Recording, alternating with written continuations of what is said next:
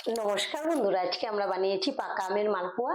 এমনিতে তো মালপোয়া খেতে ভীষণই টেস্টি হয়, তবে যদি আম দিয়ে বানান এর স্বাদ কিন্তু অনেকটাই বেড়ে যাবে, স্বাদে গন্ধে হবে অতুলনীয়। তাহলে চলুন দেখে নিই আজকের রেসিপি।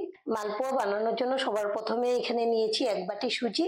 আর সুজিটাকে আমি আগে থেকেই ভালো করে চেলে রেখেছি, এবার একটা বড় বাটিতে নিয়ে নেব। আর এখানে নিয়েছি 1 বাটি গরুর দুধ। দুধটাকে আমি আগে থেকে জাল করে কুসুম ঠান্ডা করে নিয়েছি, মানে হালকা গরম আছে দুধটা। এবার দিয়ে দেবো এখানে। আমি তো এখানে সুজি নিয়েছি, আপনারা চাইলে কিন্তু সুজির জায়গায় চালের গুঁড়িও দিতে পারেন।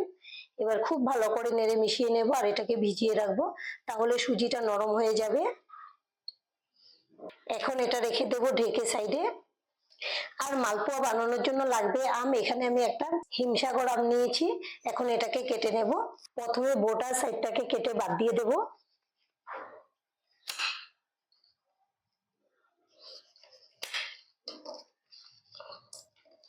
এবার সাইডগুলো নিয়ে নেব।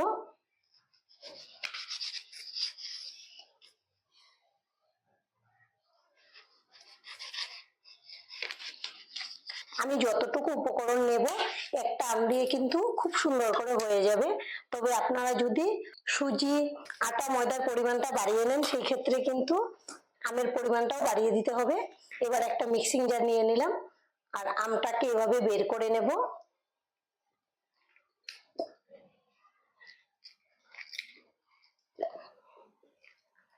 আর এভাবে সবটুকু আম বের করে নেব। সম্পূর্ণ বের করে নিয়েছি। এখন দিয়ে দেব সামান্য জল। এখন ঢাকনা লাগিয়ে এটাকে খুব ভালো করে পেস্ট করে নেব। 10 মিনিট পর ঢাকনাটা খুলে নেব। সুজি যতটুকু ভিজিয়েছিলাম দেখুন ফুলে কিন্তু ডবল হয়ে গেছে আর সুজিগুলো একদম সফট হয়ে গেছে। এখানে নিয়েছি 1 বাটি গমের আটা, এটা দিয়ে দেব। আর এগুলোকেও আমি চেলে নিয়েছি আগে থেকেই। আর একই মাপে দিয়ে দেব ময়দা। আর দিয়ে দেব 1 বাটি চিনি। মিষ্টিটা আপনারা যেরকম খেতে পছন্দ করেন সেই বুঝে কম বেশি করে দিয়ে দেবেন। আর দিয়ে দেবো সামান্য লবণ। যে কোনো মিষ্টি খাবারে একটু লবণ দিলে কিন্তু খুব ভালো টেস্ট হয়। এবার সমস্ত কিছু একসঙ্গে খুব ভালো করে মিশিয়ে নেব। চালের গুঁড়ি করা ঝামেলা ছাড়াই কিন্তু খুব সহজে আপনারা কম সময়ের মধ্যে এভাবে মালপোয়া বানিয়ে নিতে পারবেন। যখন মন চায় ঝটপট হয়েও যাবে। এবার সবকিছু একসঙ্গে মিশিয়ে নিচ্ছি। এবার দিয়ে দেব আমের পাল্প। আমি সবটুকু একবারে দিলাম না, অল্প একটু রেখে দিয়েছি, যদি লাগে পরে দেওয়া যাবে। এই আমটা দেওয়ার জন্যই কিন্তু খুব সুন্দর সেন্ট হয়। এর মধ্যে কিন্তু আপনারা এলাচ পাউডার বা গোটা এলাচ কিছুই দেবেন না, আমের সেন্টটা তাহলে থাকবে না। খুব ভালো করে মিশিয়ে নেব। এবার দিয়ে দেবো সামান্য দুধ। দুধটা যতটুকু লাগবে বুঝে দিয়ে দেব।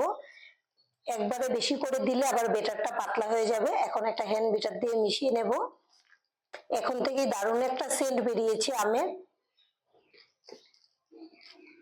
আপনারা এই মালপোয়াটা যদি একবার বানিয়ে খান আপনারা সারা বছর অপেক্ষায় থাকবেন যে কখন আমের সিজনটা আসবে আর এভাবে মালপোয়াটা বানিয়ে খাবো, এতটাই টেস্টি হয়। এখন আরেকটু দুধ দিয়ে দেব। এখন আমি খুব ভালো করে মিশিয়ে নেব। আমি বেটারটাকে 10 মিনিট খুব ভালো করে ফেটিয়ে নিয়েছি। আপনারা বেটারটাকে যত ভালো করে ফেটাবেন মালপোয়া গুলো কিন্তু ততই ফুলকো ফুলকো আর সফট মোলায়েম হবে। এবার দেখিয়ে দিচ্ছি বেটারের ঘনত্ব। এই যে দেখুন এরকম রাখতে হবে। আর যে কোনো হাতা বা স্প্যাচুলার গায়ে কিন্তু এভাবে লেগে থাকবে, খুব বেশি পাতলা হলে হবে না, আবার বেশি যদি ঘন রাখেন তখন কিন্তু ভেতর থেকে সেদ্ধ হবে না। এই যে এরকম রাখতে হবে। এখন গ্যাসে একটা ছোট্ট লোহার কড়াই বসিয়েছি, কড়াইটাকেও ভালো করে গরম করে নিয়েছি। দিয়ে দেবো সাদা তেল। তেলটাকে গরম করে নিয়েছি। এবার দিয়ে দেবো একটা ছোট্ট স্টিলের থালা। থালাটাকেও গরম করে নিতে হবে। থালাটা ভালো করে গরম হয়ে গেছে, এখন তুলে নিচ্ছি। এবার দিয়ে দেবো 1 হাতা বেটার। আপনারা যদি পিঠাগুলো আরেকটু বড় করে করতে চান সেই ক্ষেত্রে থালাটা আরেকটু বড় নিয়ে নেবেন, তাহলেই কিন্তু বড় বড় পিঠাগুলো হয়ে যাবে। খুব হালকা হাতে তেলের মধ্যে দিয়ে দিলাম। এবার সাইড থেকে এভাবে তেলটা দিতে থাকবো, তাহলে কিন্তু খুব তাড়াতাড়ি পিঠাগুলো ফুলে উপরে ভেসে উঠবে। কিছুক্ষণ পর দেখুন পিঠাটা কিন্তু ফুলে উপরে ভেসে উঠেছে। এখন উল্টে দিচ্ছি আর উল্টে পাল্টে সুন্দর একটা কালার আসা পর্যন্ত ভেজে নেব। আর আজকে আমি যেভাবে পিঠাটা বানিয়েছি আপনারা যদি ঠিক এভাবেই বানান প্রত্যেকটা মালপোয়া কিন্তু এরকম বলের মতো ফুলকো ফুলকো হবে, সফট মোলায়েম হবে। আর আমাদের আজকের এই রেসিপিটা দেখে যদি আপনাদের ভালো লাগে একটা লাইক অবশ্যই দিয়ে দেবেন। আপনাদের একটা লাইক আমাদেরকে অনেক উৎসাহ দেয় নতুন নতুন ভিডিও বানাতে। আর আমাদের চ্যানেলটিকে সাবস্ক্রাইব করে নেওয়ার জন্য অনুরোধ রইল। আর এই পিঠাটাকে আমি খুব হালকা আঁচে ভেজে নিচ্ছি, তাহলে ভেতর থেকেও খুব ভালো করে ভাজাটা হবে, ভেতরে কাঁচা থাকবে না। এখন কিন্তু মোটামুটি কালারটা আসতে শুরু হয়ে গেছে, কিন্তু মোটামুটি কালারটা চলে এসছে।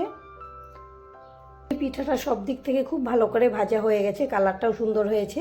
এখন এটাকে তুলে নেব আর এভাবে বাদবাকি পিঠাগুলোকে ভেজে নেব। এবার একটা বড় বাটিতে রেখে দিলাম।